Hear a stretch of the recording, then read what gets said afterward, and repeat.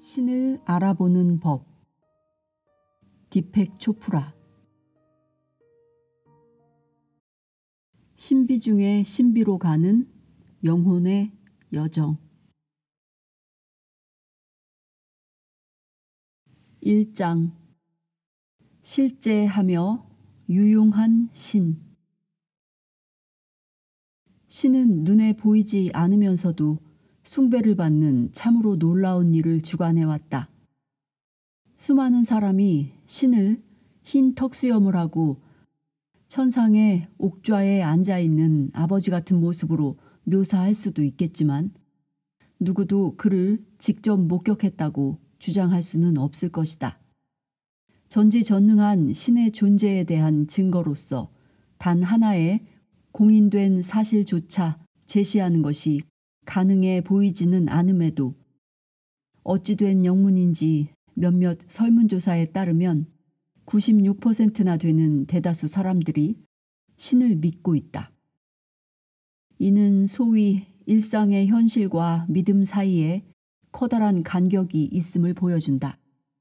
우리는 이 간격을 해소할 필요가 있다. 만약 우리에게 그 공인된 사실이 있다면 그것은 어떤 모습일까? 그것은 다음과 같을 것이다. 우리가 물질 현실로서 경험하는 그 모든 것은 시간과 공간 너머에 보이지 않는 어떤 영역, 즉 과학적으로 에너지와 정보로 구성되어 있다고 밝혀진 그런 어떤 영역에서 탄생한다. 존재하는 모든 것에 대한 이 보이지 않는 근원은 텅 비어있는 허가 아니라 창조 그 자체의 모태다. 무언가가 이런 에너지를 만들어내고 조직한다. 그것은 양자 수프, 즉 퀀텀 수프로 물질계의 원천이면서 재료도 아니고 물질도 아닌 에너지 세계를 말한다. 그 양자 수프의 혼돈을 별, 은하계, 열대우림, 인간 존재로 바꾸고 또 우리의 생각, 감정, 기억, 욕망을 지어낸다. 앞으로 이 책을 읽으면서 우리는 이 존재의 근원을 관념적인 수준에서 알게 될 뿐 아니라 그것과 친숙해지고 또 하나가 되는 것도 가능하다는 점을 알게 될 것이다. 그렇게 되면 우리에게 새로운 현실에 대한 지평이 열리고 우리는 신을 체험하게 될 것이다. 우리는 신앙을 통해 신을 안 것이 수세기가 되었고 이제 신의 지성을 직접 이해할 준비가 되어 있다.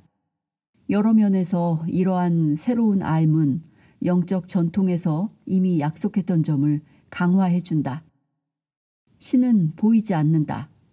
그런데도 모든 기적을 행한다. 신은 사랑이란 온갖 자극의 근원이다. 아름다움과 진실은 둘 다 이런 신의 자녀다. 에너지와 창조력의 무한한 근원에 대해 알지 못할 때 삶의 고통이 생기게 된다. 그러나 진정한 알을 통해 신에게 가까워지면 죽음에 대한 두려움을 치유하고 영혼의 실존을 확인하며 삶의 근원적인 의미를 부여하게 된다. 현실에 대한 우리의 전반적인 생각은 실제로는 뒤죽박죽인 상태로 이어져 왔다. 신은 광대한 상상 속에 투사한 대상이 아니라 실제 하는 유일한 존재로 밝혀지고 있다. 우주가 광대하고 견고하더라도 신의 본질에 대한 투사일 뿐이다. 우리가 기적이라고 부르는 놀라운 사건들이 형언할 수 없는 이런 지성의 작용에 대한 실마리를 제공한다. 다음 이야기를 살펴보자. 1924년 프랑스 어느 마을에 한 노인이 집으로 걸어가고 있었다.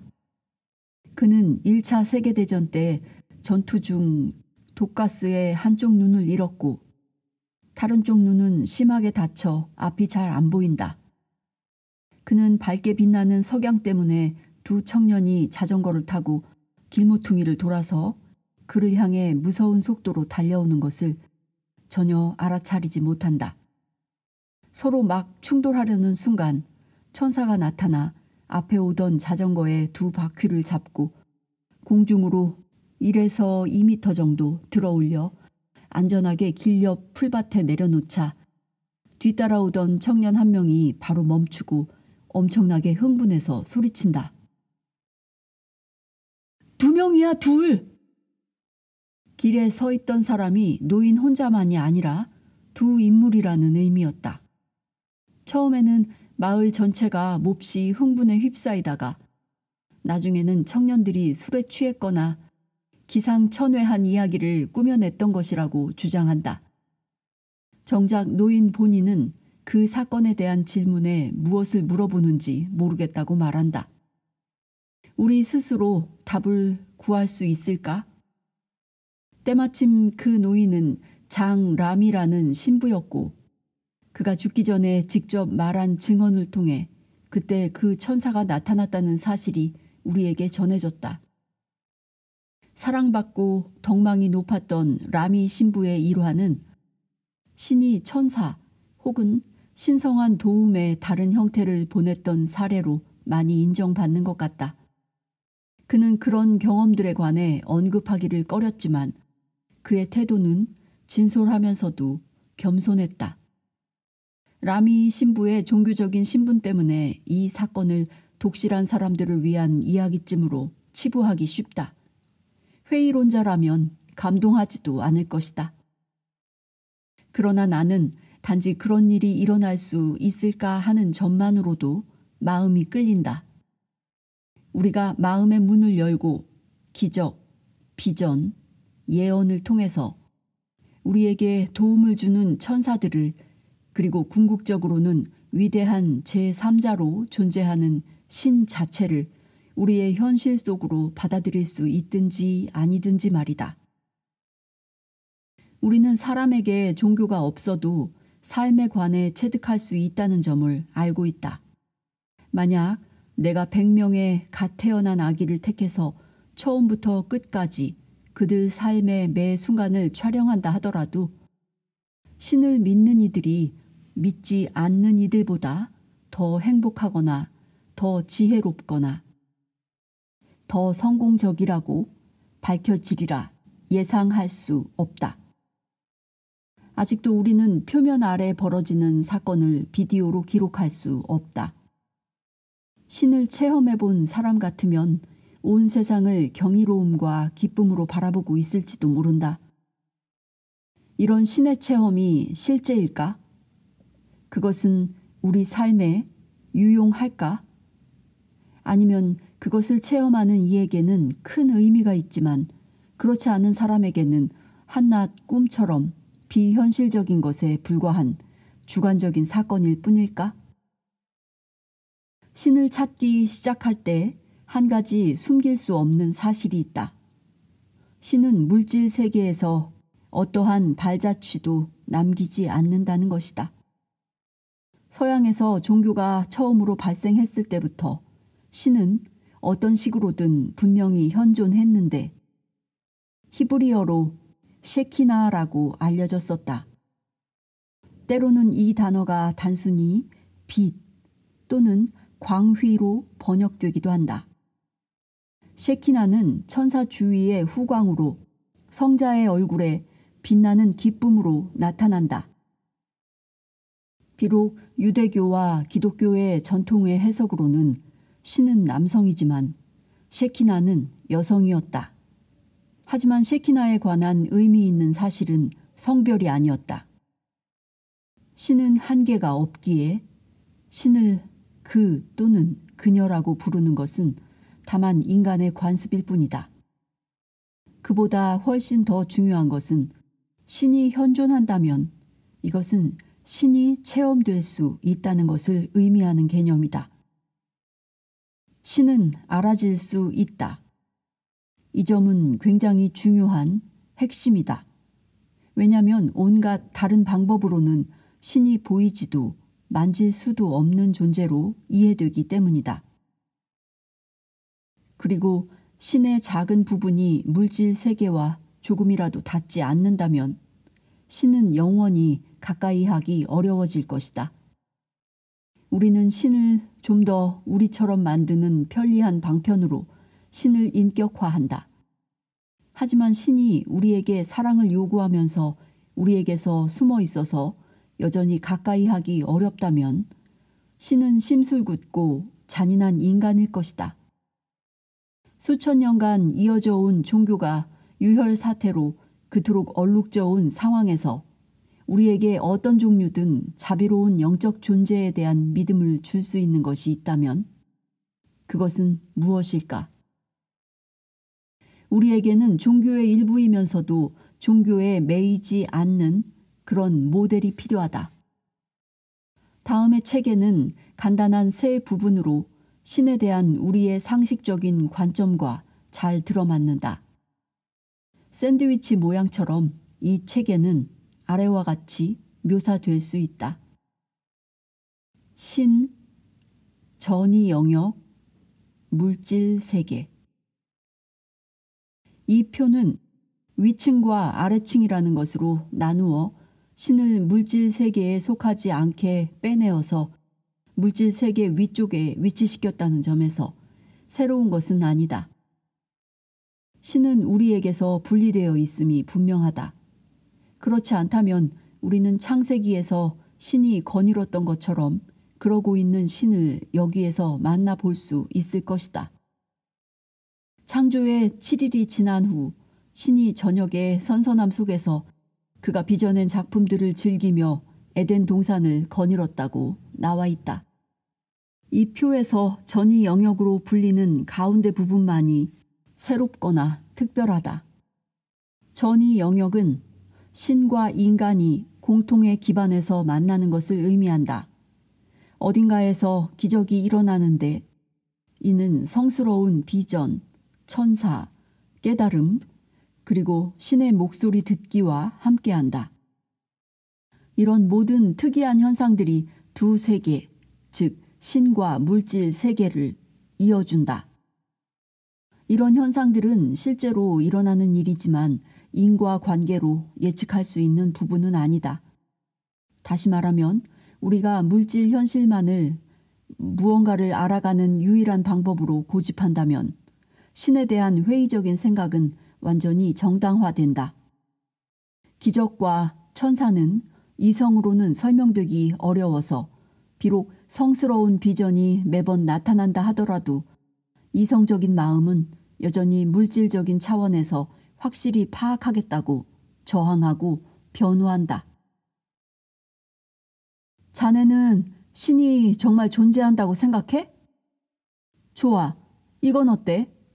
자네도 의사고 나도 의사야. 그런데 내가 볼 때 신은 우리가 매일 보는 이 질병들을 일으키고 있거나 아니면 질병을 막기 위해 그가 할 수 있는 일이 없거나 둘 중 하나인 것 같아. 자네는 과연 이 중에서 어느 쪽 신을 내가 받아들였으면 하는가? 이 말은 내가 병원에서 함께 회진을 돌고 있던 한 회의적인 동료가 했던 것인데 그는 확고한 무신론자였다. 난 자네가 어느 한쪽을 받아들이길 원하는 건 아니야. 라고 난 항변하곤 했다. 하지만 그는 다음처럼 강조하곤 했다. 현실은 현실이잖아. 우리가 효소나 호르몬에 대해 실제로 있는 건지를 논쟁할 필요는 없지 않겠어? 근데 신은 어떤 객관식 시험도 통과할 수 없잖아. 하지만 우린 모두 그것을 알고 있어. 우리 중 일부는 다만 자신을 계속 속이지 않으려 하는 거지. 어느 한 수준에서는 그의 말이 옳았다. 신을 부정하는 유물론자의 주장은 그들이 사실에 근거하고 있기 때문에 여전히 강력하다. 하지만 일단 당신이 물질 세계보다 더 깊이 들어가면 그 주장들은 무너지고 만다. 14세기 영국의 노리치에서 살았던 여성인 줄리아는 신에게 왜 세상을 창조했는지 직접 물어보았다. 대답은 황홀한 속삭임으로 그녀에게 들려왔다. 넌 내가 해놓은 것에서 내 주의 의도를 알고 싶은 것이냐? 잘 알아두어라. 사랑이 그의 의도였다. 누가 그걸 너에게 보여주느냐? 사랑이다. 그가 너에게 무엇을 보여주었느냐? 사랑이다. 왜 그가 너에게 그것을 보여주느냐? 사랑을 위해서다. 마치 사랑에 홀린 사람처럼 줄리언에게 신이란 어디서든 일상에서 먹고 마시고 숨쉬고 보는 어떤 대상이었다.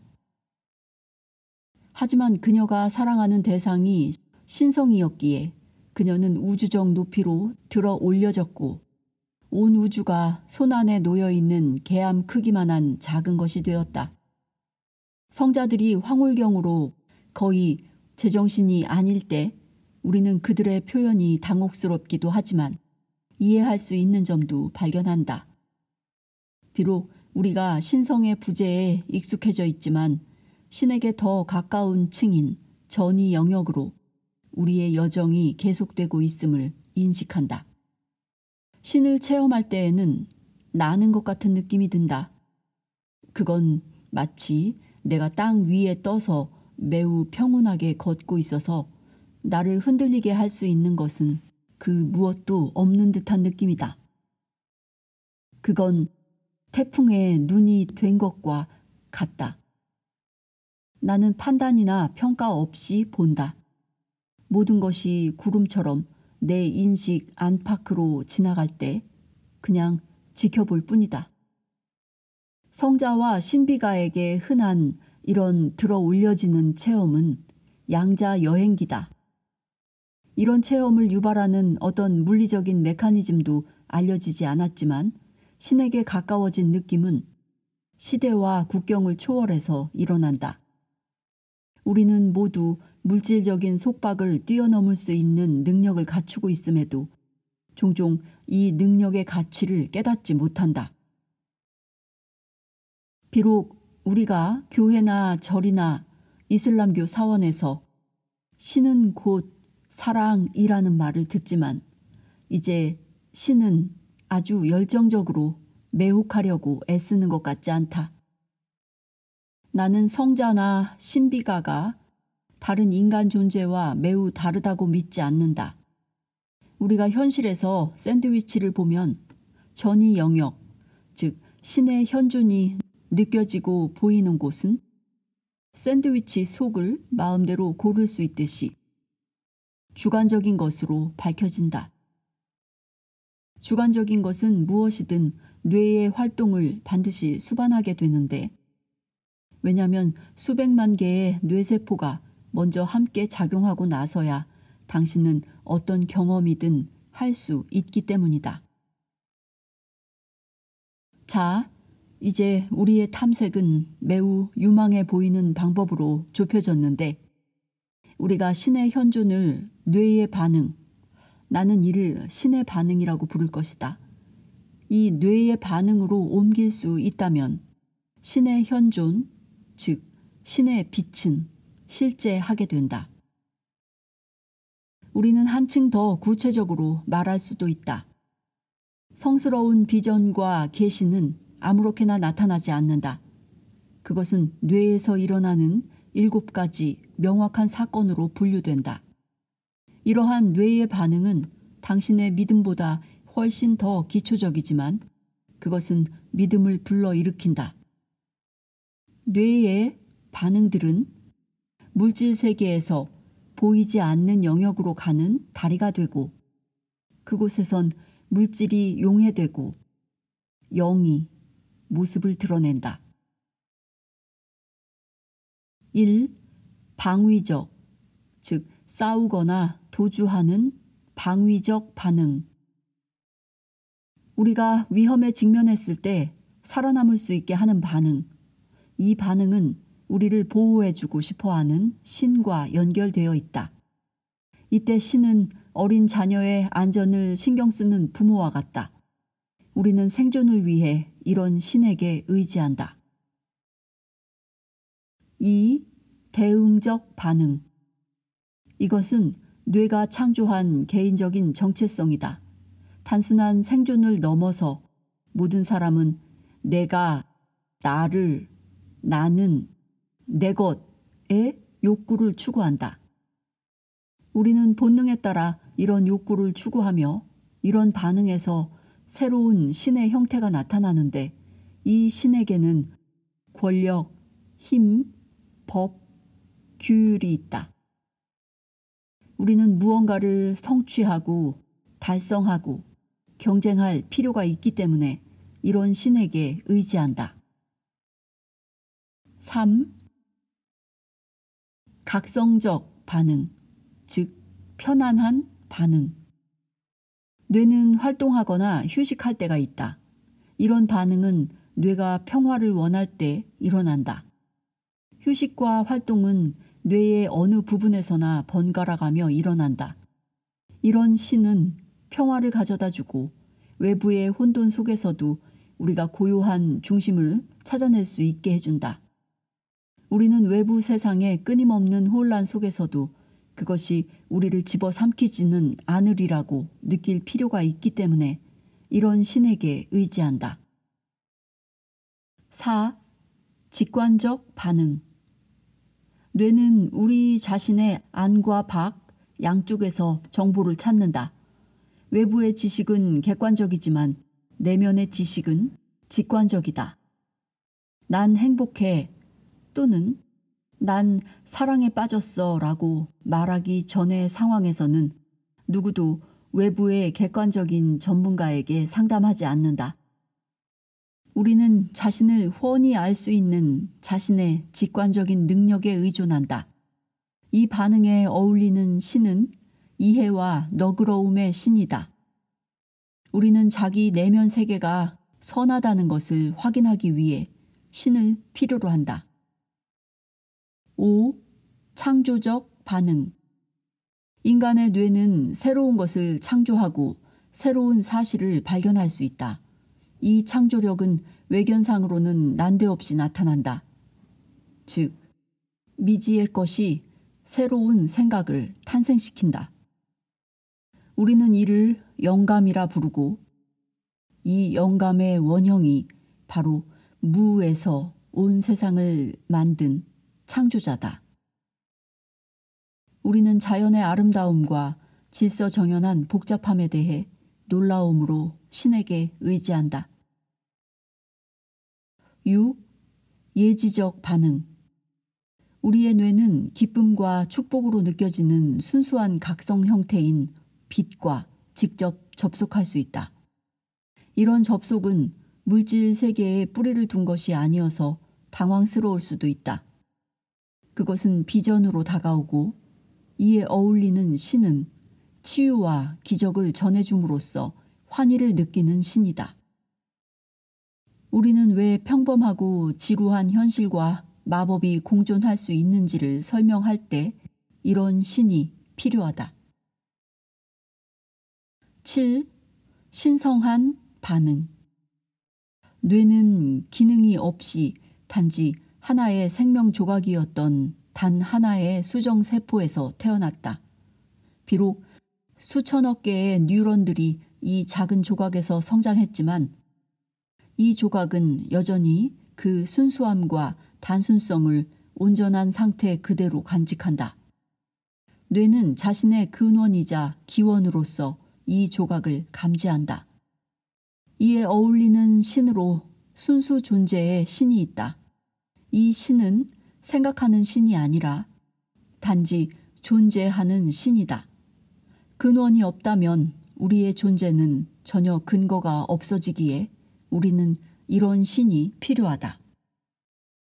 이 7가지 반응은 모두 하나의 종으로서 살아가는 우리의 인생 여정에서 아주 실제적이고 유용하며 신앙의 굳건한 기초를 형성한다.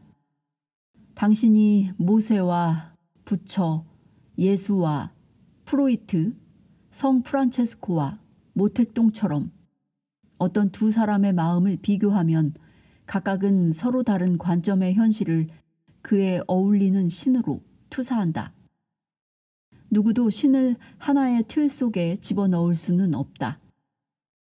우리는 인간의 체험 그 자체만큼이나 방대한 범주의 비전을 지녀야 한다. 무신론자에게도 부재하며 존재하지 않는 신이 필요하며 반면에 그 극단의 반대편인 신비가에게도 순수한 사랑과 빛의 신이 필요하다. 오직 뇌만이 이런 방대한 범주의 신들을 전달할 수 있다. 당신은 단지 뇌가 아니라 인간의 마음이 이런 여러 버전의 신을 지어낸다고 즉시 반박할 수도 있을 것이다. 나는 모든 인식을 창조하는 데 있어서 뇌보다 마음이 훨씬 더 주된 것이라는데 절대적으로 동의한다. 하지만 현재로서는 뇌가 마음으로 들어가는데 유일하게 구체적인 방법이다. 만화에서 보면 근사한 아이디어가 떠오를 때 전구가 사람 머리 위에 반짝이는 것으로 묘사된다. 그런데 현실에서는 그렇지가 않다. 뇌에 작용이 없다면 마음은 신처럼 볼 수도 증명할 수도 없다. 또한 당신은 단지 신이 우리에게 특정 방식으로 보인다고 해서 신이 그런 방식으로 존재한다는 의미가 아니라고 주장할지도 모른다. 나는 이것이 흑백 양자택일 논리라고 생각하지 않는다. 신의 실상은 우리가 인식할 수 없게 떨어져 있지 않고 우리의 인식과 엮여 있다. 엄마는 자신의 갓 태어난 아기를 경이롭고 소중한 존재로 볼 수 있고 엄마의 이런 인식 덕택에 아기는 성장해서 경이롭고 소중한 사람이 된다. 이것이 사랑의 신비 중 하나이다. 부모 자녀 간의 어떤 미묘한 주고받음이 심오한 수준으로 일어나고 있다. 마찬가지로 신 역시 우리의 심오한 내면 가치 덕택에 즉시 성장하는 것으로 보인다. 신 인간 사이의 단순한 믿음 수준 이면에 미묘한 주고받음이 있다. 양파의 모든 껍질을 벗겨보라. 그러면 한가운데가 텅 빈 것을 발견할 것이다. 인간 존재의 모든 껍질을 벗겨내보라. 그러면 그 한가운데서 신의 씨앗을 발견할 것이다. 나는 거울을 들여다봄으로써 신을 알아야 한다고 믿는다. 1. 당신이 자신을 생존이 위태로운 상황에서 간신히 견뎌내며 두려움 속에 있다고 본다면 당신의 신은 방위적 반응의 신이다. 2. 당신이 자신에게 권력과 업적을 이룰 능력이 있다고 본다면 당신의 신은 대응적 반응의 신이다. 3. 당신이 중심을 잡은 고요한 모습으로 자신을 본다면 당신의 신은 각성적 반응의 신이다. 4. 당신이 자신을 성장하고 진화해가는 모습으로 본다면 당신의 신은 직관적 반응의 신이다. 6. 당신이 자신에게 기적을 일으키는 능력이 있는 것으로 본다면 당신의 신은 예지적 반응의 신이다. 7. 당신이 자신을 신과 하나인 것으로 본다면 당신의 신은 신성한 반응의 신이다. 모든 사람의 뇌는 무수한 생각을 창조할 수 있지만 1분에 10개꼴로 하루에 14,000개, 1년에 500만 개, 그리고 평생 3억 5천만 개 이상의 생각을 떠올릴 것이다. 우리의 온전한 상태를 유지하도록 이런 생각들은 대부분 단순한 메아리처럼 과거 생각들의 반복이다. 뇌가 생각을 일으키는 방법은 경제적이다. 뇌는 수백만 가지의 방법이 아니라 단지 제한된 수의 방법만 지니고 있다. 물리학자들은 우주가 매 분 수십억 개의 데이터를 우리의 감각에 퍼부어대는 양자수프라고 즐겨 말한다. 이 현기증 나는 혼돈도 처리할 만한 개수로 정리돼야 한다. 그래서 뇌는 7가지 기본적인 반응을 바탕으로 온전한 정신과 의미 이상의 것, 즉 하나의 완전한 세상을 제공한다. 이렇게 스스로 창조된 세상을 주재하고 있는 것은 모든 것을 포용하는 신이면서도 인간 뇌의 작동 방식에도 분명히 잘 맞추어져 있는 신이다.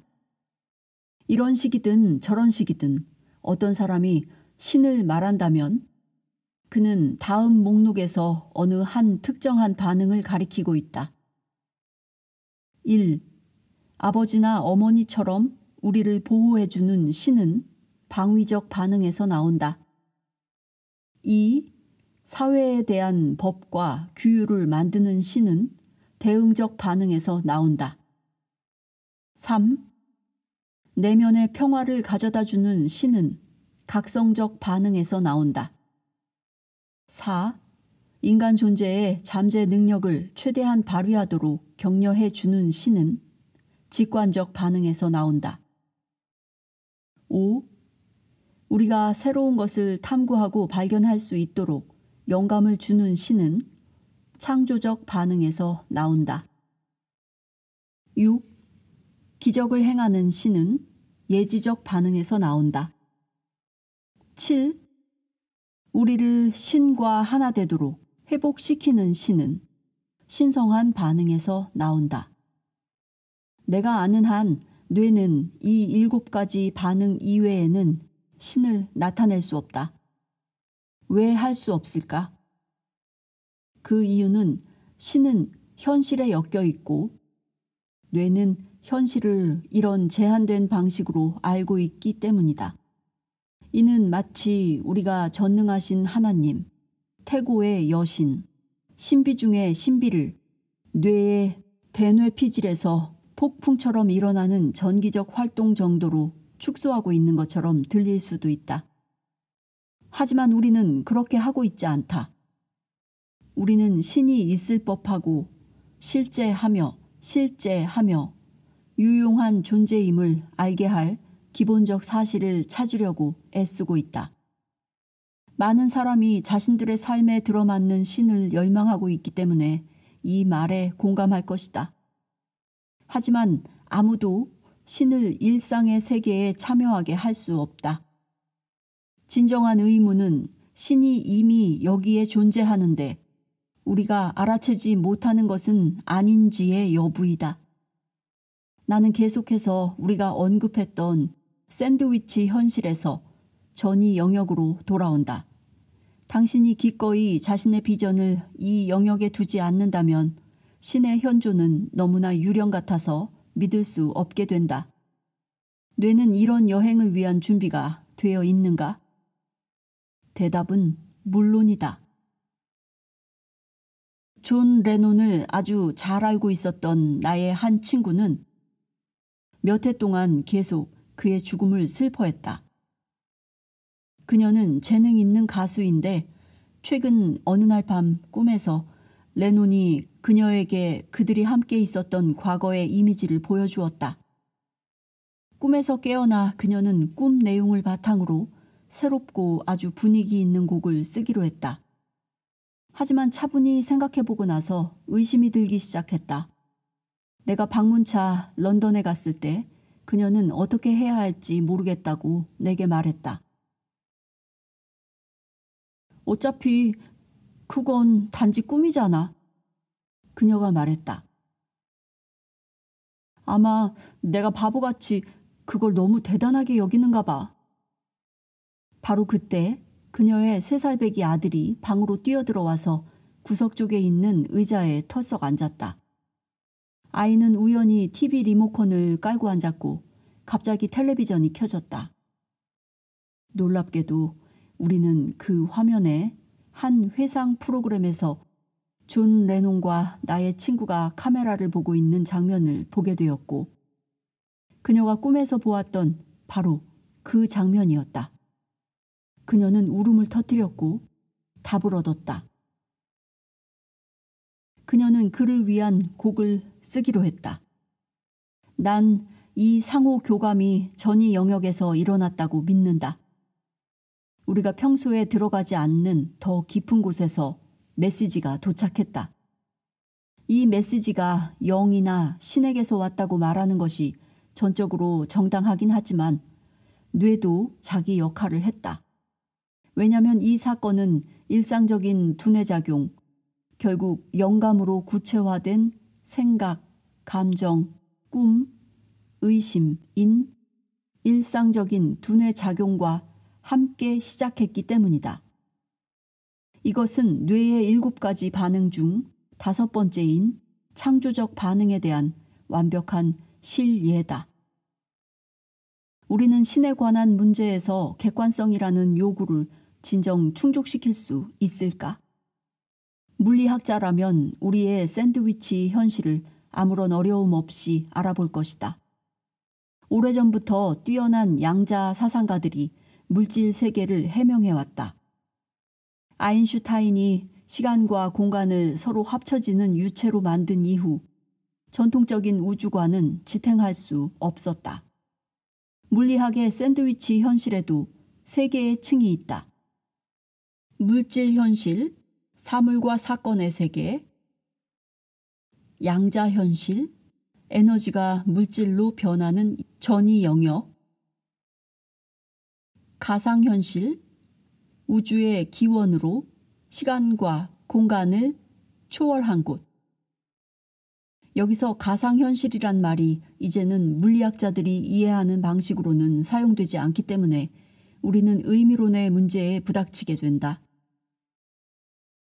요즘은 이 말이 통상 컴퓨터의 모의 현실을 말하거나 막연히 비디오 게임 정도를 의미한다.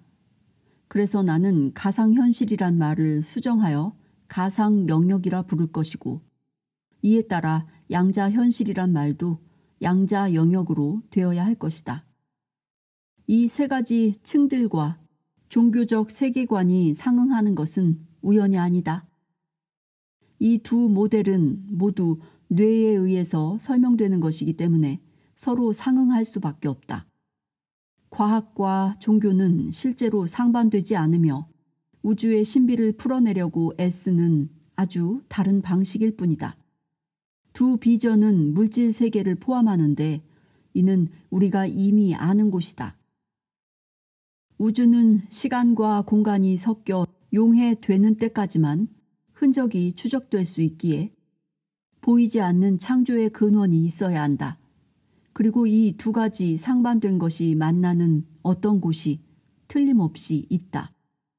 앞에서 나는 신비가가 평범한 사람들과 별개라고 생각하지 않는다고 말했다. 그들은 단지 더 뛰어난 양자의 항해사일 뿐이다. 그들은 신과 더 가까운 전이 영역 속으로 여행한다. 우리는 기쁨을 느끼는 몇몇 순간 동안 고작해야 며칠 그곳을 방문할 수 있을 정도지만 성자와 신비가는 오랫동안 그곳에 머무를 수 있는 비밀을 발견했다. 성자는 삶의 신비에 대해 궁금해하기보다는 그 신비로운 삶을 산다. 이런 체험을 전달하기에 적당한 말이 없음에도 우리는 여러 문화에서 다음과 같은 공통점을 발견한다. 몸이 마치 무게가 없는 것처럼 느껴진다. 공중에 떠 있는 것 같은 느낌 혹은 위에서 내려다보는 느낌이 든다. 호흡이 가벼워지고 길어지며 더 고르게 된다. 육체적 고통과 불편함이 많이 줄어든다. 어떤 기감이 몸속으로 흐른다. 모든 감각이 더 민감해져서 색과 소리가 더 강렬해진다. 이런 감각에 대한 일반적인 표현은 사람들이 많이 듣는 말로 바로 빛으로 들어가기이다. 이것은 성자들에게만 국한되는 현상이 아니다. 이런 신체적인 변화가 일부든 전부든 평범한 사람들에게도 일어난다. 실존은 밀려드는 희열과 순수로 단조로운 일상을 극복해간다. 일부 신비가들은 이 순간을 무시간, 시간이 없는 영원으로 묘사한다. 이후에 심리적 여운이 종종 지속하는데 이는 본향에 돌아왔다라는 평화로운 확신이다. 거의 신의 영역에 도달하는 이 전이 영역의 체험은 내면적이면서 또한 외부적이다. 하지만 우리가 자신의 눈부신 황홀경을 진정시키고 이 낯설고 새로운 영역을 탐구하는 법을 체득할 수 있다면 어찌 될까? 그러면 우리는 600년 전 줄리언에게 나타났던 것과 같은 현상을 발견하게 될 것이다. 즉, 신은 우리를 감싸고 두르고 껴안고 완전히 에워싸는 옷이니 그 목적은 사랑이라. 이 안에 남아있으라. 그러면 너는 사랑을 더 많이 알게 되리라. 다함이 없이 라는 말처럼. 다시 말해 신성함은 느낌이 아니라 장소다. 문제는 당신이 그곳을 찾아가려 애쓸 때 물질 현실이 계속해서 당신을 뒤로 끌어당긴다는 것이다. 경이로움의 순간은 스치듯 지나간다. 전이 영역 안에 머무르기는 몹시도 어렵다. 이런 추상적인 말들을 좀 더 현실로 연결해보자. 아래 체험의 일부는 우리 모두에게 일어났던 것들이다. 위험한 가운데서도 당신은 보살핌과 보호받는다는 느낌이 갑자기 든다. 당신은 개인적인 삶에서 위기를 몹시 두려워한다. 하지만 막상 위기가 닥쳤을 때 갑자기 침착해짐을 체험한다. 낯선 사람이 당신에게 갑자기 물밀 듯한 사랑을 느끼게 한다. 아기나 어린아이가 당신의 눈을 들여다보고 있을 때 잠시 당신은 노숙한 영혼이 당신을 보고 있다고 믿어진다. 죽음을 앞두고 날개가 스쳐 지나가는 느낌이 든다. 하늘을 바라보면서 당신은 무한한 공간이 느껴진다. 너무나 멋진 아름다움을 목격한 순간 당신은 잠시 자신의 존재를 잊는다. 당신이 이런 체험을 할 때마다 당신의 뇌는 평소와 다른 식으로 응답해온 것인데 그건 바로 신에게 응답했던 것이다. 우리가 그런 방식을 알기만 하면 신의 가장 소중한 비밀은 인간의 두개골 안쪽에 황홀경, 영원한 사랑, 은총, 신비로서 숨겨져 있음을 발견할 것이다. 언뜻 보기엔 이것이 가능하지 않은 것 같다. 수술용 메스를 뇌에 대고 잘라서 들어가면 칼이 닿아도 아무 반응이 없는 부드러운 회색의 세포 조직이 있다. 이 떨리는 부분에 물이 천천히 흐르는 호수들이 있고 빛이 결코 침투하지 못하는 동굴들이 있다. 당신은 여기 어딘가에 영혼이 숨어 있다거나 적혈구처럼 거의 액체이면서 설익은 바나나처럼 무른 장기 안에서 영의 안식처를 찾을 수 있다고 생각하진 않을 것이다. 하지만 이런 뇌의 겉모습은 눈을 속이고 있다. 역사상 모든 성자를 눈부시게 했던 빛의 분출은 모두 바로 이곳 어둠 속에서 일어났다. 모든 신의 형상이 뭉쳐진 신경세포의 덩어리로 보이는 이 조직 안에서 만들어졌다. 따라서 신을 바라볼 수 있는 창을 찾기 위해서 당신은 자신의 뇌가 서로 다른 자극들이 지배하는 여러 층으로 겹겹이 이루어져 있다는 점을 깨달아야 한다. 새로운 왕국은 신약 성서처럼 고차원의 생각, 시, 사랑으로 가득하다. 오래된 왕국은 일부 구약 성서처럼 더욱 원시적이다. 그것들은 원초적인 감정, 본능, 힘, 생존 등에 의해 지배된다. 오래된 왕국에서 우리는 사냥꾼이다. 우리의 선조가 아프리카 평원에서 살며 겪었던 그 모든 공포와 굶주림이 당신의 두개골 깊숙한 곳에 기억으로 묻혀 있다. 교통체증이 일어날 때 당신의 유전자는 숲속에서 뛰쳐나왔던 표범을 기억하고 있고, 오래된 뇌는 그 표범과 죽을 때까지 싸우면서 사냥하기를 원한다. 많은 회의론자는 이런 격렬한 본능이 억제될 수 있도록 신이 고안됐고, 그렇지 않으면 우리의 폭력성이 우리에게 달려들어 죽일 것이라고 말해왔다. 하지만 나는 이런 말을 믿지 않는다. 우리의 뇌 속에 잠복해 있는 태초의 사냥꾼은 더 큰 먹잇감, 즉 신 그 자체를 뒤쫓고 있다. 그리고 그 동기는 싸우거나 죽거나가 아니라 세상 그 무엇도 지워버릴 수 없는 기쁨과 진리의 조각을 찾아내는 것이다. 우리가 견뎌낼 수 없는 한 가지는 바로 혼돈이다. 우리는 신을 찾기 위해 진화했다. 신을 찾으려고 우리의 뇌는 번개를 동반한 폭풍우처럼 끊임없이 활동한다. 우리를 위한 신은 선택이 아니라 필수이다. 심리학자이며 철학자인 윌리엄 제임스는 인간 본성에 더 높은 권력을 믿으려는 의지가 있다고 공언했다. 개인적 의견으로 제임스는 신이 존재하는지 또는 이 세상을 넘어서 어떤 세상이 존재하는지 모르고 있었다. 그는 신에 관한 증거는 그 어떤 것도 찾아낼 수 없다는 점을 거의 확신했다. 하지만 그가 깨달았던 점은 만약 믿음이 우리에게서 벗겨져 버린다면 그것은 인간 존재에게서 심오한 뭔가를 박탈하리라는 것이었다. 그래서 우리는 그런 사냥, 즉 신에 대한 사냥이 필요하다. 신은 어떤 인격이 아니라 어떤 과정으로 밝혀졌다. 당신의 뇌는 신을 찾도록 프로그램되어 있다. 당신은 신을 찾기 전에는 자기가 누구인지 알지 못할 것이다. 하지만 여기에 문제점이 하나 있다.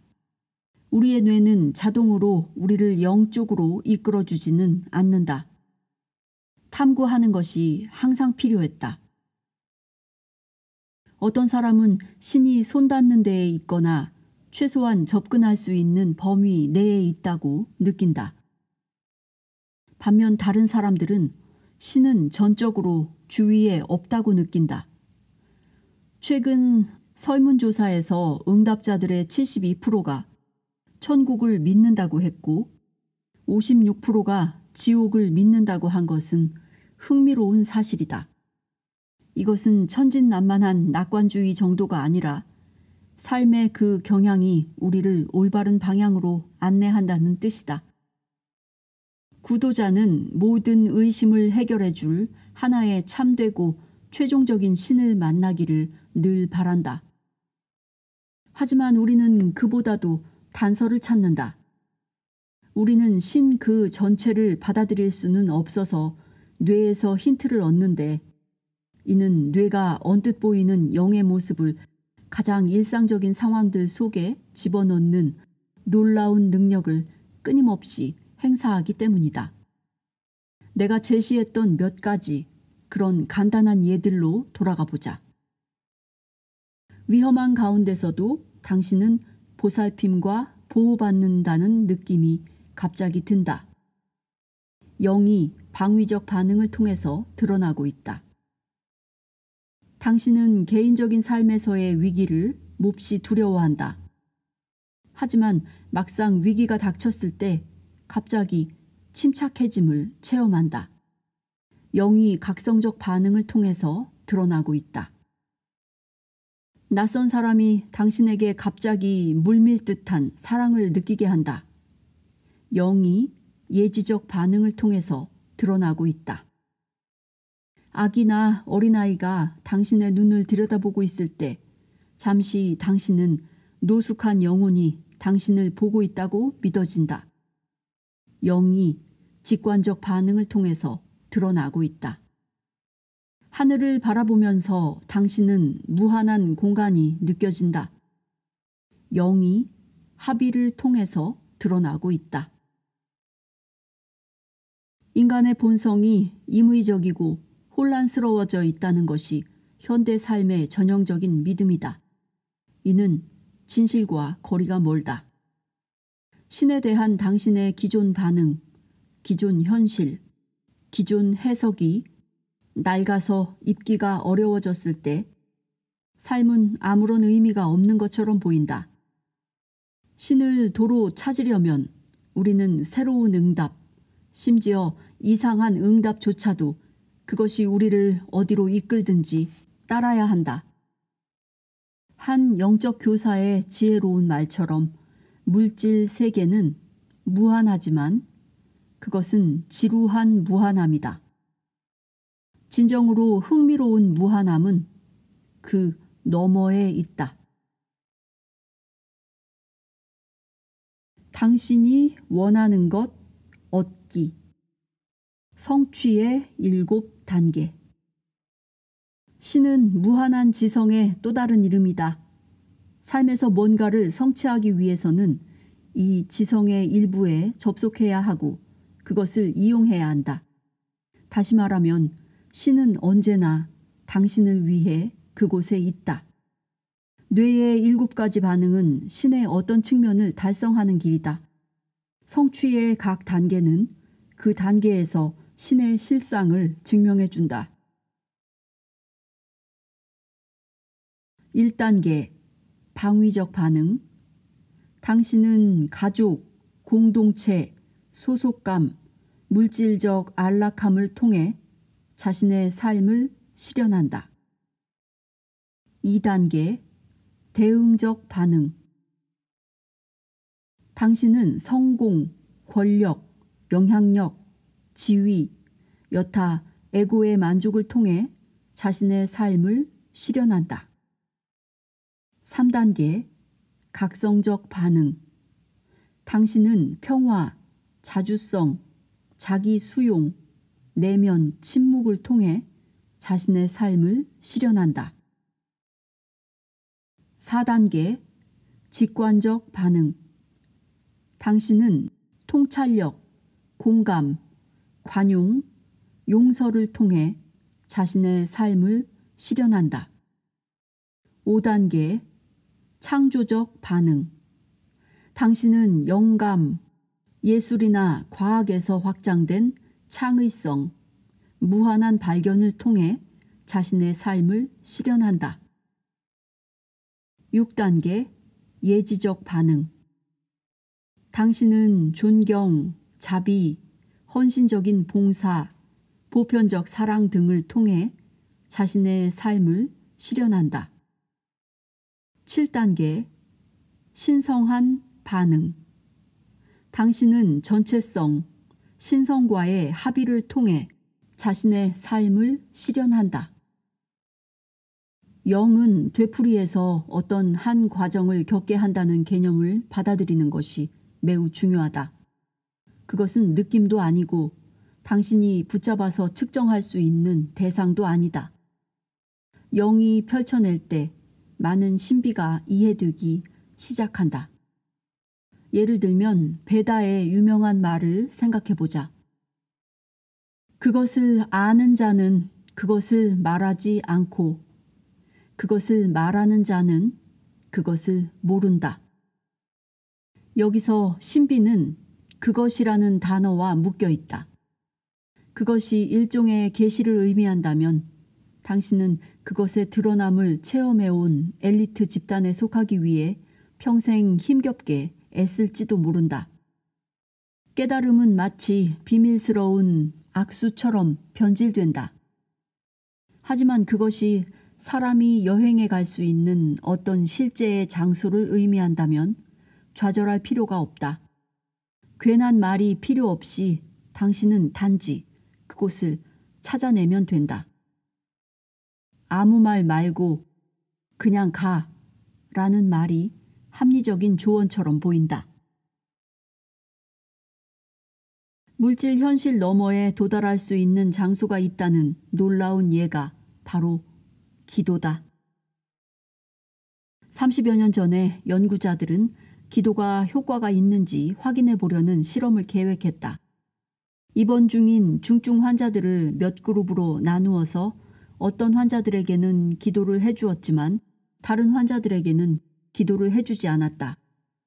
이들 모두에게 최상의 의학적 치료가 계속 제공되었지만 기도를 받았던 그룹의 환자들이 분명 더 잘 회복되는 것으로 보였다. 기도해주는 사람들이 그 환자들을 개인적으로 심지어 이름조차도 몰라도 된다는 점이 밝혀졌을 때 이 연구의 결과는 더욱더 놀라웠다. 하지만 기도에 정말로 그런 힘이 있다는 것을 모든 회의론자들에게 확인해 준 것은 1998년 듀크 대학의 연구팀에 의해서였다. 이들은 심장 박동수, 혈압, 임상 결과를 포함한 모든 형태의 변수들을 고려했다. 외과적 심장 수술을 받은 150명의 환자가 연구 대상이었지만 그들은 자신들이 기도를 받고 있는지를 몰랐다. 전 세계의 7개 종교단체가 기도의 요청을 받았다.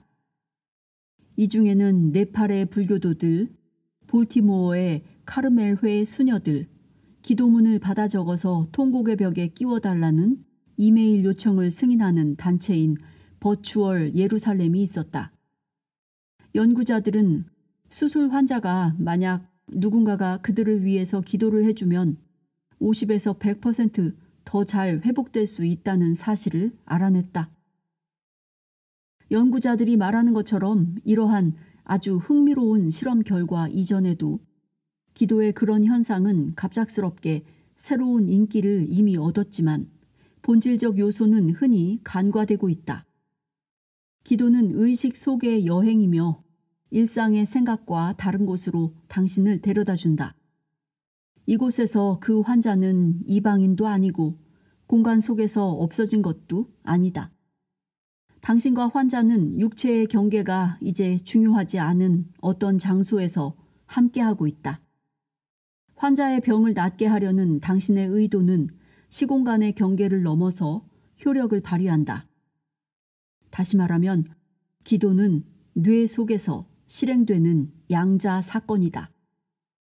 신이 우리로 하여금 찾도록 남겨준 모든 단서 중에서 가장 위대한 것은 바로 빛, 즉 셰키나다. 그 단서에서 우리는 신의 진정한 모습을 펼쳐낼 수 있다. 이는 대담한 주장이긴 하지만 이 주장은 우리의 가장 믿을 만한 현대판 종교인 과학 역시 창조의 근원을 빛에서 찾는다는 사실에 의해 뒷받침된다. 20세기 아인슈타인과 양자 물리학의 선구자들은 물질 현실의 장벽을 뚫고 새로운 세계로 나갔었는데 그들은 대부분 경외심을 갖게 되는 신비 체험을 했다. 그들은 빛이 자체의 신비를 벗어버릴 때라야 신의 빛이 알려지리라는 점을 감지했다. 우리의 시야는 빛 주변에서 만들어질 수밖에 없다. 나무를 윙윙거리는 원자들이 때로 모여있는 유령 같은 모습이 아니라 나무를 나무로 볼 수 있게 해주는 바로 그 뇌의 반응이 당신으로 하여금 신을 체험할 수 있게 해주며 조직화된 종교 이상으로 영향을 준다. 그렇지만 우리는 세계적인 경전에서 어떤 구절이든 골라잡아 두뇌를 통해 풀어낼 수가 있다. 두뇌는 그 경전을 우리에게 실제적인 것으로 만들어주는 메커니즘이다. 우리의 뇌는 우리의 체험에 적용되는 것과 똑같은 7가지 단계로 반응한다. 1. 위험, 위협 및 생존의 단계. 2. 노력, 경쟁 및 권력의 단계. 3. 평화, 고요 및 성찰의 단계. 4. 통찰, 이해 및 용서의 단계. 5. 열망, 창의 및 발견의 단계. 6. 공경, 자비 및 사랑의 단계. 7. 경계 없는 합일의 단계. 성경의 모든 이야기는 세상의 모든 경전이 그러하듯 이들 단계 중 하나 혹은 여러 단계에 있는 어떤 것을 가르쳐 준다. 그리고 모든 경우마다 그 가르침은 신의 혜택이다. 당신의 뇌와 신은 세상이 이치에 맞도록 그렇게 융합되어 있다. 다시 말하지만 우리가 견뎌낼 수 없는 한 가지가 바로 혼돈이다. 당신이 방위적 반응에 명확히 관련된 벌하고 복수심에 불타는 신을 믿는다면 당신은 부처의 가르침인 해탈의 실상을 보지 못할 것이다.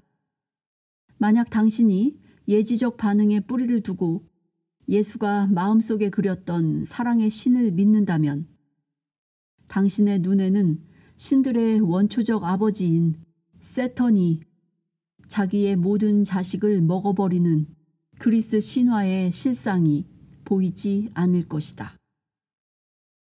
신에 대한 각각의 버전에서 일부는 가면이고 일부는 실상이다. 무한함은 한 번에 그 자체의 일부만 드러낼 수 있다. 사실 히브리어에 중성을 나타내는 대명사가 없다는 언어상의 이례적인 경우가 아니었으면 우리는 적어도 서양에서는 신을 그것이라고 부르며 자랐을 것이다.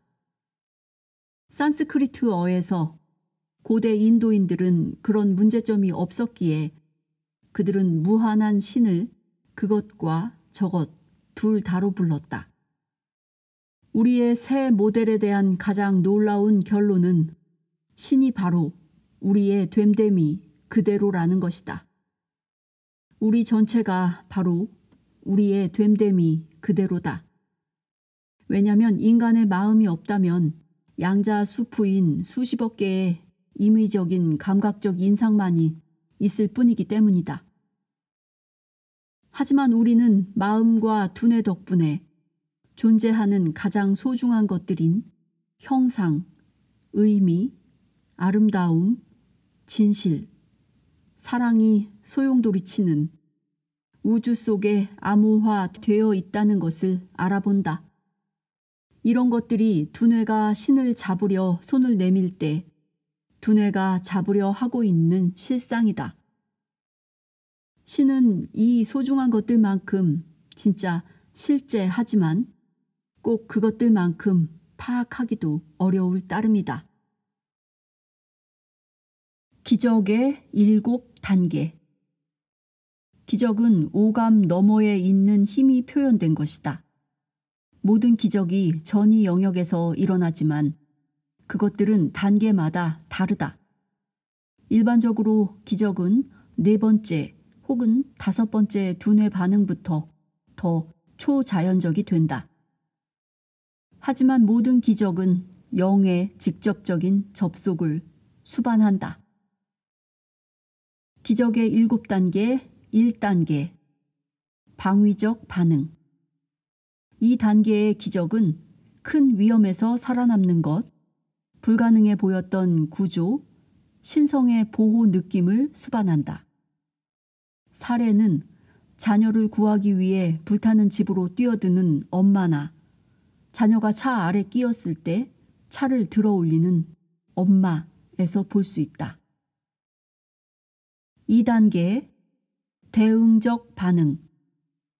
이 단계의 기적은 믿을 수 없는 성취와 성공, 몸이나 마음의 통제를 수반한다. 사례는 극한의 무술 묘기나 음악이나 수학에서 설명할 수 없는 재능을 지닌 어린 신동들, 나폴레옹이 보잘것없는 데서 거대한 권력에 오른 것, 즉 운명을 지배하는 사람들에서 볼 수 있다. 3단계 각성적 반응. 이 단계의 기적은 어떤 일들이 우연히 동시에 발생하는 것, 요가의 힘, 예감, 신이나 천사가 함께 있는 느낌을 수반한다. 사례는 체온 또는 심장 박동수를 마음대로 바꿀 수 있는 요가 수행자, 멀리 떨어진 곳에서 방금 세상을 떠난 사람이 찾아온 느낌, 수호천사의 방문 등을 들 수 있다. 4단계 직관적 반응. 이 단계의 기적은 텔레파시, 초감각적 지각, 전생이나 다음 생에 대해 아는 것, 예언의 힘 등을 수반한다. 사례는 타인의 생각이나 오라 등을 읽을 수 있는 것, 초능력적인 예측, 다른 장소를 투시하는 것 등이 있다. 5단계 창의적 반응. 이 단계의 기적은 신성한 영감, 예술적인 천재성, 소망의 자동 성취, 즉 자동으로 소원이 실현되는 것들을 수반한다. 사례는 로마 시스티나 성당 천장 그림, 벼랑간 떠오르는 한 생각, 붙들기, 아인슈타인의 시간과 상대성에 대한 통찰 등이 있다. 6단계 예지적 반응. 이 단계의 기적은 치유, 신체적 탈바꿈, 성스럽고 불가사의한 현상, 최고 수준의 초자연적인 업적을 수반한다. 사례는 물 위를 걷기, 만져서 불치의 병을 고치기, 성모 마리아에게서 직접 받은 계시 등을 들 수 있다. 7단계 신성한 반응. 이 단계의 기적은 깨달음의 내면적인 증거를 수반한다. 사례는 부처, 예수, 노자 같은 위대한 선각자와 교사의 삶을 들 수 있다. 나는 이 책을 읽는 회의론자와 무신론자가 하나같이 벌떡 일어나서 신이 실제한다라고 선언하기를 기대하진 않는다. 이것은 단계적으로 서서히 진행되어야 할 것이다. 하지만 최소한 지금 우리에게는 뭔가 의지할 것이 있고 그것은 뭔가 아주 유익한 것이다. 우리는 신비가들이 신의 세계에 다녀왔던 그 신비로운 여정을 설명할 수 있다. 그런 여정은 언제나 나에게 깊은 감동을 주었다. 그리고 나는 내가 어느 시점부터 매료되기 시작했는지 정확히 기억한다. 그런 여행을 한 사람으로 내가 처음 들었던 이가 바로 대령이라고 불리는 사람이었는데 그의 이야기는 내가 이 책을 쓰게 된 계기 중 하나다. 내가 이 이야기를 다시 할 때마다 마음으로 그가 체험했던 세계를, 즉 위험에서 자비로, 평화에서 합일로 이어지는 그 많은 단계를 통과했던 그의 세계를 느낄 수 있다.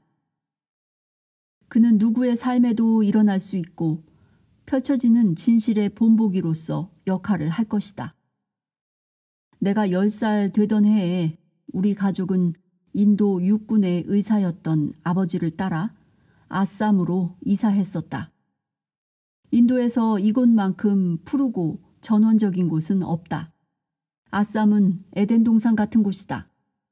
만약 에덴이 끝없이 펼쳐진 차밭으로 뒤덮여 있었다면 말이다. 높다란 언덕 위에 있는 학교로 걸어갈 때면 나는 말 그대로 마음속에 노래를 들을 수 있었다. 내가 길가에 앉아있곤 했던 한 늙은 거지에게 관심을 기울이게 된 것은 바로 그 장소의 마력 때문이었음이 틀림없다. 그는 누더기 옷을 입고 좀처럼 움직이거나 말도 없이 늘 같은 나무 아래에 있었다. 마을 여자들은 이 꾀지지한 사람을 성자라고 절대적으로 믿고 있었다. 그들은 몇 시간 동안 그의 옆에 앉아서 병의 치유, 또는 악이 갖기를 기도하곤 했었고, 우리 할머니는 이웃 여자가 그의 곁을 지나가면서 말없이 그에게서 축복받기를 기원한 뒤 관절염이 정말로 고쳐졌다고 나에게 말해주었다. 이상하게도 모두 이 늙은 거지를 대령이라고 불렀다. 어느 날 난 호기심을 참지 못해서 그 이유를 물었고 학교 단짝 친구인 아포가 그 답을 가르쳐 주었다.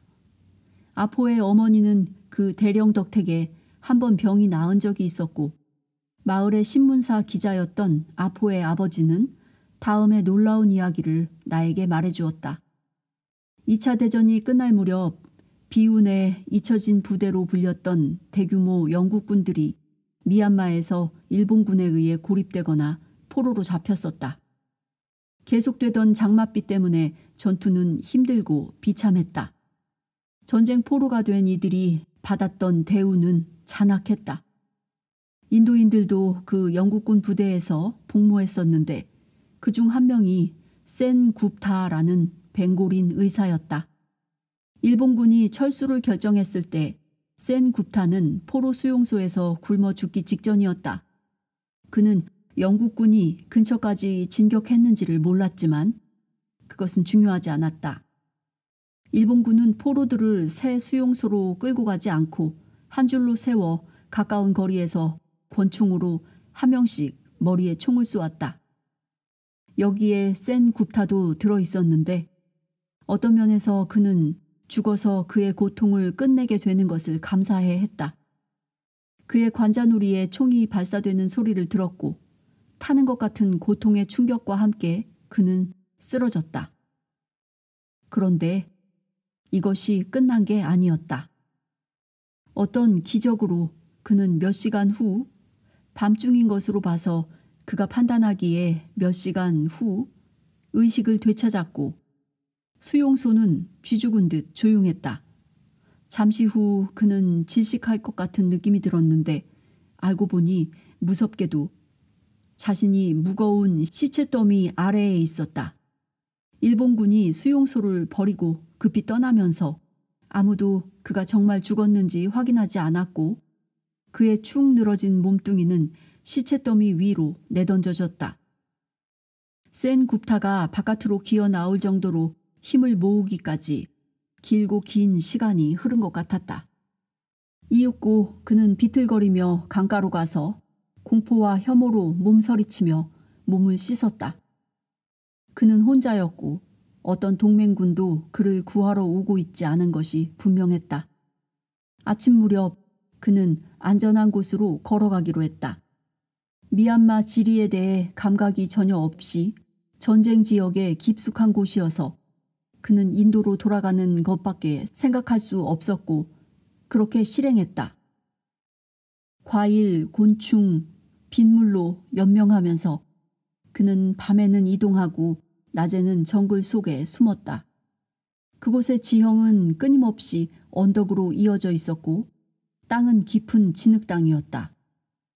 그가 이따금 마을과 농장을 지나쳐 가긴 했지만 감히 그 사람들을 믿고 숨겨달라고 부탁할 수는 없었다. 어둠 속에서 알 수 없는 야생동물의 소리를 들을 수 있었는데 당신은 호랑이가 여전히 미얀마에서 출몰하던 시기였다. 또 그는 끔찍스러운 뱀에 발이 걸려 비틀거리며 넘어지기도 했다.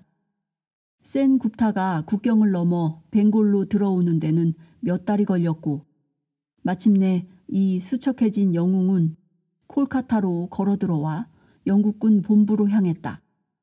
그는 보고하고 그동안의 일을 자세히 말했다. 그런데 영국군은 그를 믿기는커녕 바로 체포해버렸다. 그가 일본군 첩자거나 일본군 협력자일지도 모른다는 이유로 수갑을 차게 되었다. 몸과 마음이 모두 피폐해진 그는 어두운 감방에 누워 자신을 또다시 감옥으로 보낸 운명에 대해 깊이 숙고했다. 매일 계속되는 신문과 나중에 군법 회의를 거치는 그런 치욕스러운 어느 시점에 센 굽타는 더 없는 탈바꿈을 체험했다. 그것은 그가 이야기해본 적이 있는 어떤 것이 아니었지만 그 변화는 실로 놀라웠다. 비통함을 대신해서 그는 완전한 평화를 얻었고 내면과 외부의 상처를 다 치유하였고 다른 사람을 치유하는 사람으로 변화되면서 그는 내면과 외부의 상처를 다 치유하였고 피할 수 없는 법정 판결을 조용히 기다리면서 마음의 투쟁을 멈추었다. 놀랍게도 그 피할 수 없는 일은 절대 오지 않았다. 미국이 일본의 원자폭탄을 떨어뜨려 전쟁은 즉시 종료되었고 영국군은 갑자기 마음이 변해 그의 이야기를 사실로 믿기로 했다. 일주일이 채 지나기 전에 센 굽타는 감옥에서 끌려나와 용맹함에 대한 메달을 받았고 영웅 대접을 받았으며 콜카타 거리를 가두 행진하였다. 하지만 그는 마치 이전의 고통을 의식하지 못했던 때처럼 지금의 환호 소리도 알아차리지 못하는 듯했다. 약을 멀리한 그는 방랑하는 수도자가 되었다. 어느덧 늙고 나이가 들어 아쌈의 그 나무 아래에 자신의 안식처를 정했을 때 그는 누구에게도 자신의 이야기를 들려주지 않았다. 지역 주민들이 그에게 대령이라는 별명을 붙여주었는데 아마도 신문사 기자였던 아포 아버지가 귀띔을 해주었을 것이다. 당연히 10살 나이에 내가 알고 싶었던 의문은 어떻게 바로 옆에서 쏜 권총에 머리를 맞은 사람이 살아날 수 있었느냐는 것이었다. 아포 아버지는 어깨를 으쓱했다. 영국 군인들이 포로가 되었을 때 그들 대부분은 인도에서 만든 탄약으로 무장하고 있었다. 일본군은 포로들을 포로 자신의 권총으로 처형했고 총알 중 하나에 결함이 있었던 게 분명했다. 화약은 차 있었지만 발사되지는 않은 그런 결함이. 어쨌든 그것이 가장 합리적인 추측이었다. 그 기적에 대해선 이쯤 해두자. 오늘 나는 나에게 더 많은 가치가 있는 또 다른 질문을 한다. 어떻게 그런 극단적인 고통이 믿음을 저버릴 만한 충분한 이유가 될 수 있었을까? 충분한 이유가 될 수 있음에도 절대적인 믿음으로 바뀔 수 있을까? 누구도 대령이 그런 시련에서 어떤 성자다움에 이르렀다는 것을 의심할 수는 없으리라. 그는 신비로운 여정을 걸었고 끝까지 신을 사냥했다. 이제 나는 인간의 뇌가 실제로 얼마나 심오한 기적인지 깨닫는다. 뇌에는 어떤 상황에서도 영적인 현실을 볼 수 있는 능력이 있다. 센 굽타의 경우에 그가 무엇에 의해 압도될 수도 있었는지 고려해보자. 죽음의 공포. 하루는 여기에 있어도 다음 날은 사라져버릴 가능성. 선이 악을 절대 이길 수 없으리라는 두려움.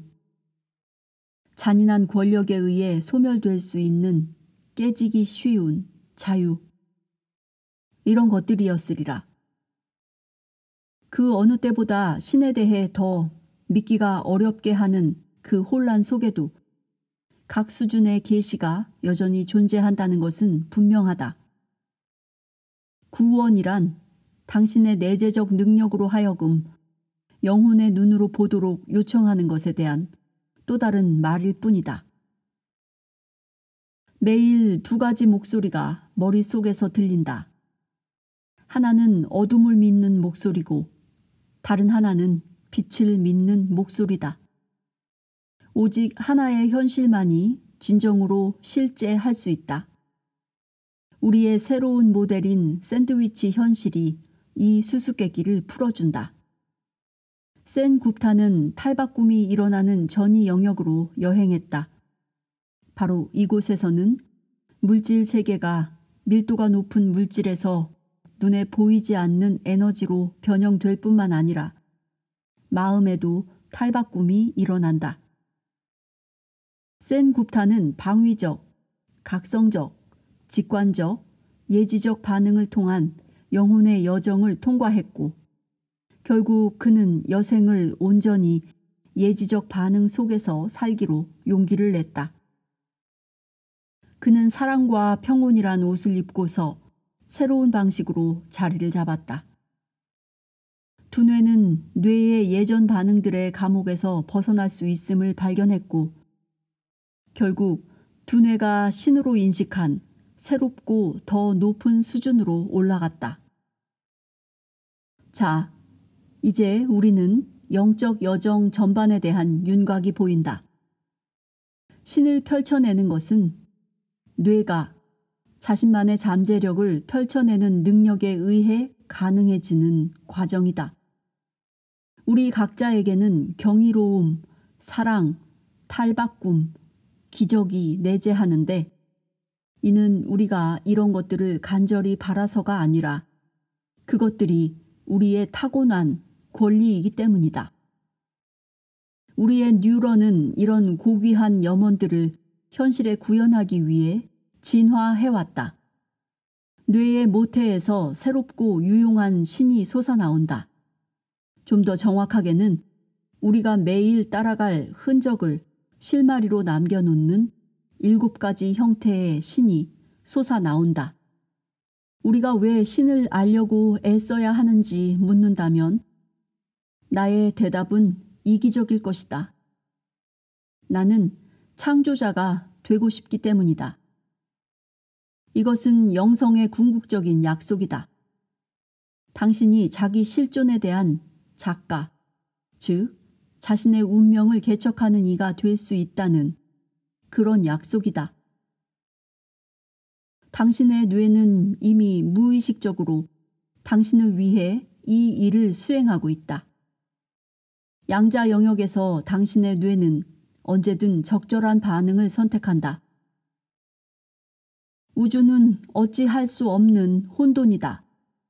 그것은 이치에 맞게 해석되어야 하고 암호가 풀려야 한다. 그러므로 두뇌는 현실을 주어진 그대로 받아들일 수 없다. 7개의 반응 중에서 하나를 선택해야 하는데 양자 영역이 바로 이러한 결정이 내려지는 곳이다. 신을 알려면 당신은 의식적으로 이 여정에 참여해야 한다. 그것이 자유의지의 목적이다. 표면적인 삶에선 우리는 훨씬 더 하찮은 선택을 하고서는 그것이 엄청나게 중요한 것인 채 한다. 실제로는 당신은 자신이 인식하는 세상에 대해서 7가지의 근본적인 선택을 끊임없이 하고 있다. 첫 번째, 두려움의 선택. 힘겹게 애쓰며 어찌해서라도 살아남고 싶을 때. 두 번째, 권력의 선택. 경쟁하고 성취하기를 원할 때. 세 번째, 내적 성찰의 선택. 평화를 원할 때. 네 번째, 자신을 알려는 선택. 통찰력을 원할 때. 다섯 번째, 창조하려는 선택. 만물의 작동 방식을 발견하고 싶을 때. 여섯 번째, 사랑하려는 선택. 타인과 자신을 치유하고 싶을 때. 일곱 번째, 존재하려는 선택.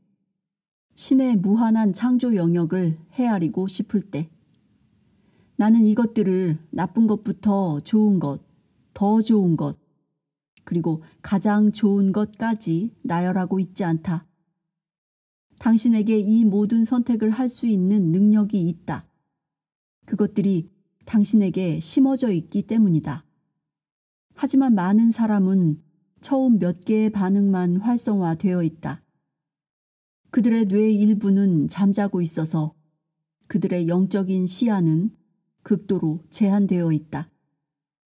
이런 점에서 신을 발견하는 것을 깨어남이라고 부르는 점은 전혀 놀랄 일이 아니다. 완전히 깨어난 뇌가 신을 아는 비결이다. 어쨌든 결국 7번째 단계가 최종 목표고, 이는 순수한 존재 상태가 우리로 하여금 신의 무한한 창조를 마음껏 즐기도록 해주는 단계다. 여기에서 셰키나를 추구하는 신비주의 유대교인이 깨달음을 추구하는 불교도를 만난다. 그리고 그들이 이 단계에 도달할 때 고대 베다의 예언자들이 그리스도 및 그의 아버지와 함께 쉬바가 자리한 곳에서 기다리고 있을 것이다. 이곳이 바로 신이라는 과정의 시작이며 끝인 장소다.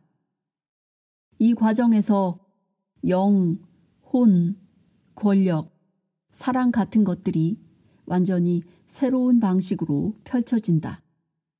여기에서는 확실함이 의구심을 대신할 수 있고, 영감을 받은 프랑스 작가 시몬느 베이유가 영적 탐구에 대해서 쓴 것처럼 오로지 확실함만이 될 것이다. 확실함에 미치지 못하는 어떤 것도 신에 어울리지 않는다.